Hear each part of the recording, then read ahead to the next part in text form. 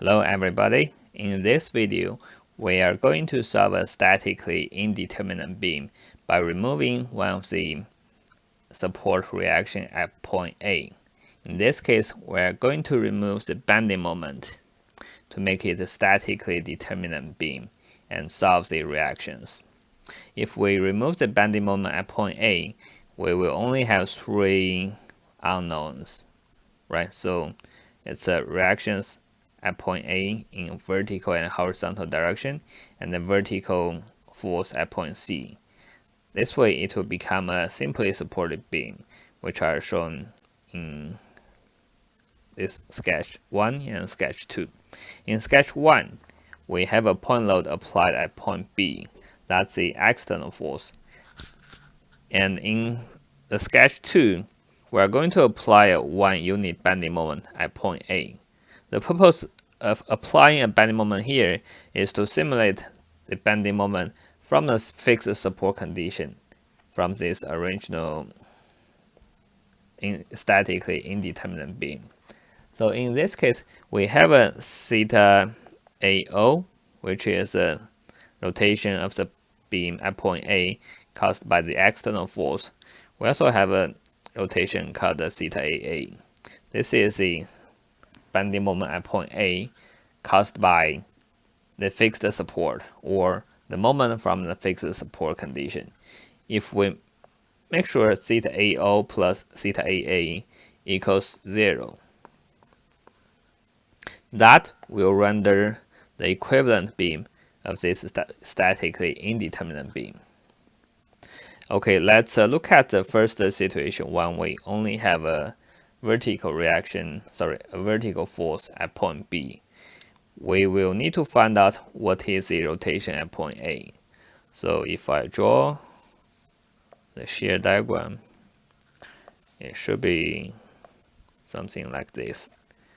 Because it's symmetric, I know the reaction at two supports are both 16, so shear force in the beam is also 16. If I look at the bending moment, the magnitude of the bending here should be 16 multiplied by 10. 10 is the distance. That will give me 160 for the bending moment. Right, so this is A, B, C, A, B, C. If I solve the rotation at point C, I can use a conjugate beam method. If I do a conjugate beam of simply supported beam, it is exactly the same beam. And then I just need to apply the bending moment over EI as a distributed load. So the load on this conjugate beam is 160 over EI.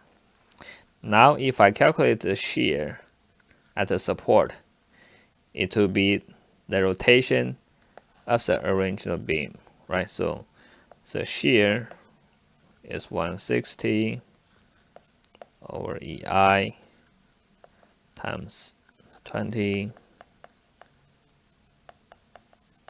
So this part is the area of this triangle, and this 1/2 represents the reaction from one of the support.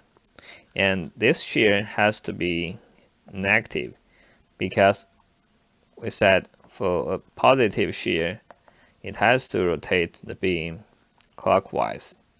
And for a bending moment, it has to make a bow shape.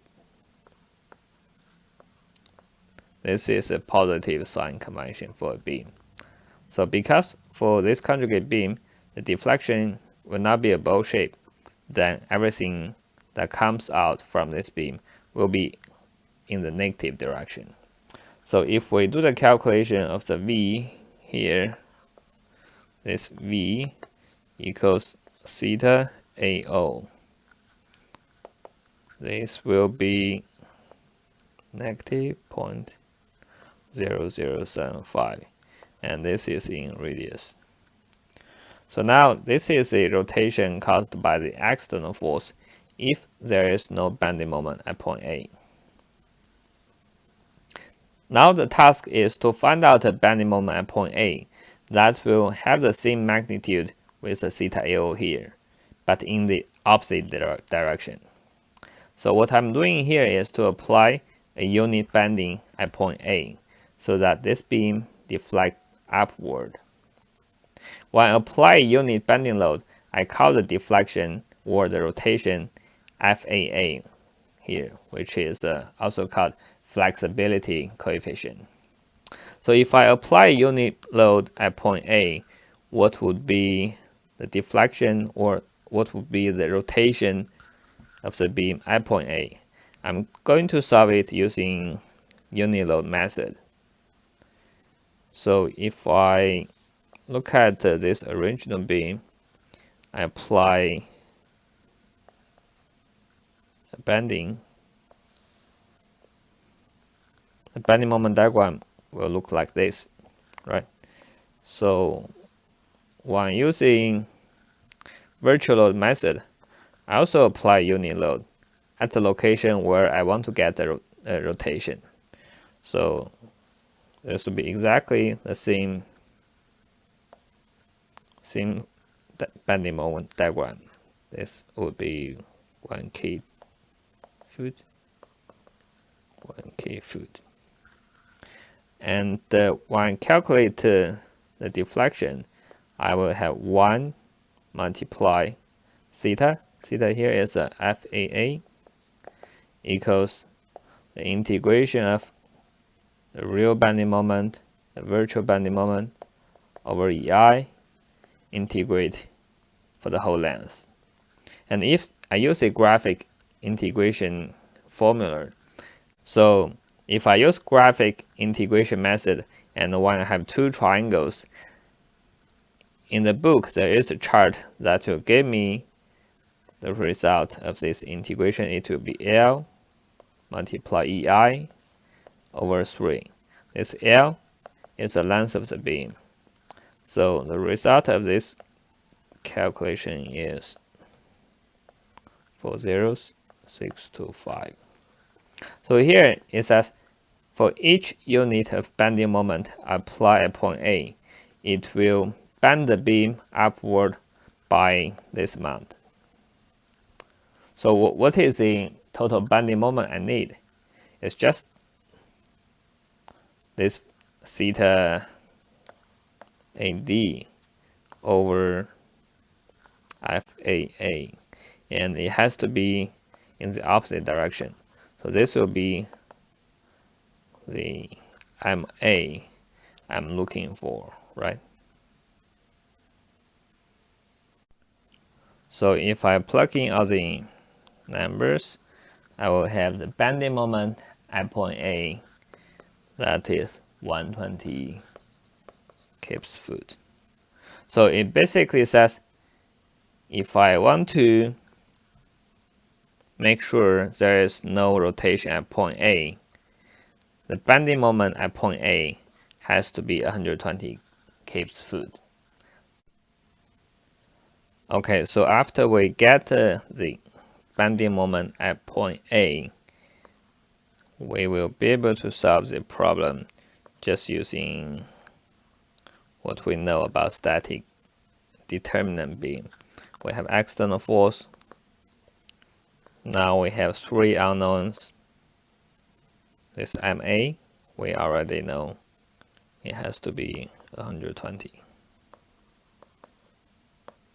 Right, so if we look at this system, there are only 3 unknowns. If we just write the 3 equilibrium equation, we will be able to solve it. In the previous lecture, we removed the support at point C. So in that system, we would have 3 unknowns at point A. We know what is external force, and for this number, the support reaction here, that is a known force. So in this case, we are also dealing with 3 unknowns. So we can solve it in either way. We just need to get a statically determinate beam and then solve the rest of the reactions.